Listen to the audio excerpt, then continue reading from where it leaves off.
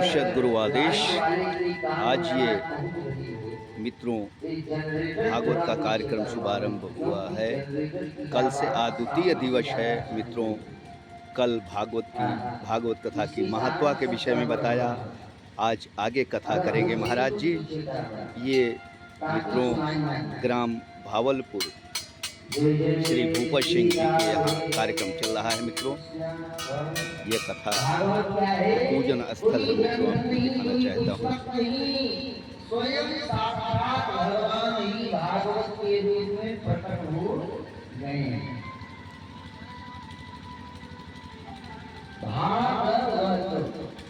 भागवत में कितने अक्षर हैं?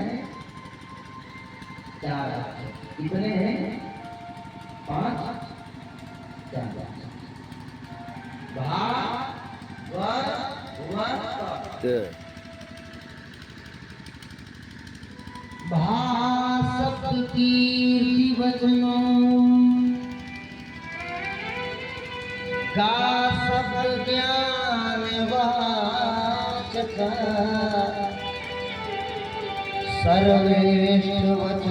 आज भागवत कार्यक्रम में आए हुए सभी श्रोता बंधुओं को आपके अपने जनसेवक डॉक्टर राम सुंदर प्रजापति का चरण स्पर्श आप सबको सादर प्रणाम। सभी श्रोता बंधुओं को भी आप सभी को सादर प्रणाम आप भक्त करता है। और कथा वाचक महाराज जी के चरणों में सादर प्रणाम। जिसकी कथा को सुनकर के भक्ति ज्ञान वैराग्य तुरंत प्राप्त हो जाता है, वही भागवत की कथा। भक्ति ज्ञान वैराग्य को तत्काल प्रभाव से प्रदान कर दे, वही भागवत है। भागवत की कथा में 12 स्कंद है, 12 स्कंद, 335 अध्याय है, 18,000 श्लोक हैं। प्रथम श्लोक में श्री वेदव्यास जी महाराज मंगलाचरण कर रहे हैं। मंगलाचरण का मतलब, मंगलाचरण किसका किया जाता है? जिसका आचरण मंगल होता है उसी का मंगलाचरण किया जाता है। और हमारे भगवान तो मंगल के खजाना है, वो मंगल के भवन है। वो स्वामी जी ने कहा ना, मंगल भवन अमंगल हारी। बहुत उत्तम महाराज, बहुत उत्तम।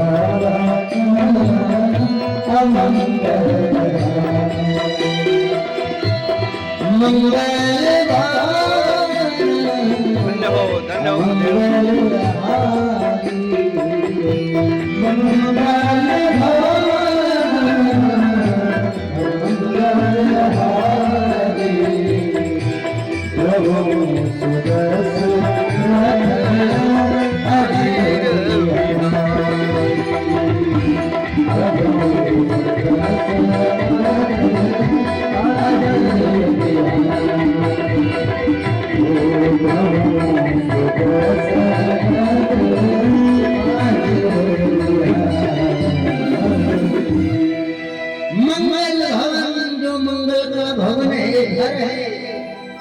अमंगल को जो नाश करता है वही तो मंगल का खजाना है।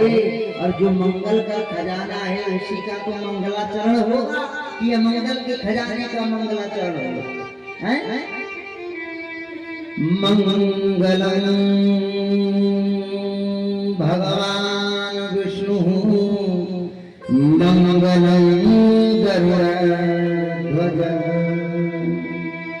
मंगलम पुंडरीकाक्ष मंगलाय मनोहरि। मंगल के खजाने हैं भगवान। मंगलम कौशलेन्द्राय महनीय कृपाब्धये चक्रवर्ती तनूजाय सार्वभौमाय मंगलम। तो भगवान तो मंगल के खजाना है, इसलिए मंगलाचरण हो रहा है। अच्छा देखिए, मंगलाचरण कर रहे हैं श्री वेदव्यास जी महाराज। भागवत के प्रथम श्लोक का दर्शन करिए। जन्माद्यस्य मयादितरतः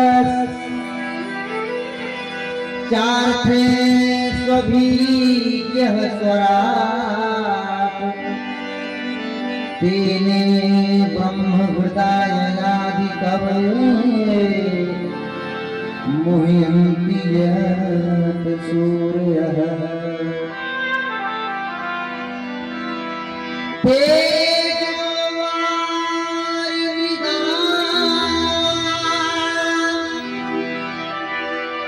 यथा विनिमयो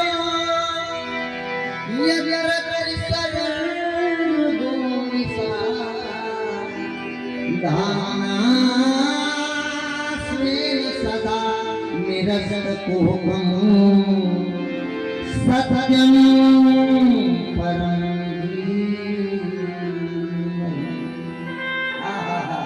क्या श्लोक लिख दिया हो।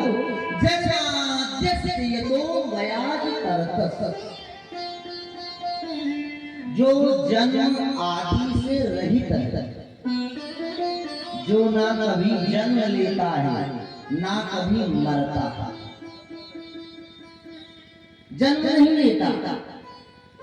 ऐसा कौन है जो जन्म नहीं लेता और जिसके द्वारा ही जगत की उत्पत्ति होती है, जगत पालित पोषित होता है और जगत का संहार हो जाता है, जिनकी माया से